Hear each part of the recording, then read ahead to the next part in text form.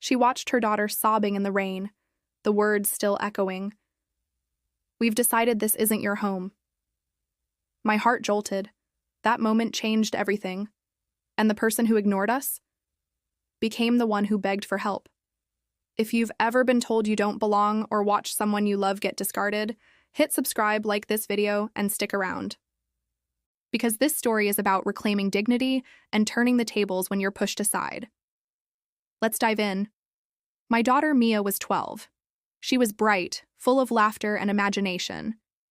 But every time we walked into my parents' house, the one they insisted was our home too, when she was a baby, I felt a tightening in my chest.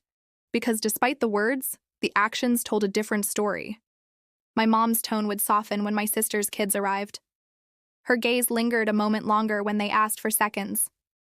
My daughter would sit quietly, drumming her fingers on the table, waiting for permission that never came. I felt powerless, like a spectator in my own home. Until that one evening. The rain poured outside as we packed up after a so-called family dinner. My mom's voice had that steely edge I'd come to recognize. "We've decided this isn't your home anymore," she said. My heart skipped. I looked down at Mia's face, wide eyes, lip trembling. She muttered, "Mom, I've been sleeping here for years." My mom didn't budge. "You're welcome to visit, but you can't live here." The world narrowed. My throat burned. My daughter's cheeks glistened with tears. When we finally left, Mia had to walk in her school uniform, drenched by the rain, backpack hanging loosely. I remember the sound of water slapping concrete. Her small boots squeaked. That moment was a switch flipping inside me. That night I sat in her room, watching her drift to sleep with her hair plastered to her pillow from the rain. My daughter, who believed in home and safety, now feeling unwelcome. I clenched my fists under my duvet. I said aloud, "This ends." I didn't go scorched earth. I didn't shout. Instead, I changed how I lived. I worked harder, saved every penny, simplified our lives. I told Mia, "One day you'll decide whose home you re-in and whose home you deserve." I still saw my parents' house from our old street. I felt the taut string of resentment and the heavy weight of betrayal. But I also felt something unfamiliar. Determination. A year later, I'd built enough to buy our own place. Not far, but far enough. A house with a yard where my daughter could laugh and grow and belong. I painted her room sky blue. We planted a cherry tree together. I didn't call them. I didn't flaunt it. I just lived in it. And quietly, I observed the shift. My mom's voice faltered when I mentioned the house. My dad avoided the conversation. I noticed the irony. The same people who told us we didn't belong were watching us live. My stats at work improved. My savings grew. But more than that, my daughter looked up to me differently. She said, "Mom, thank you for giving me a real home." That was my payoff. One weekend, Mom called. Her voice was shaky.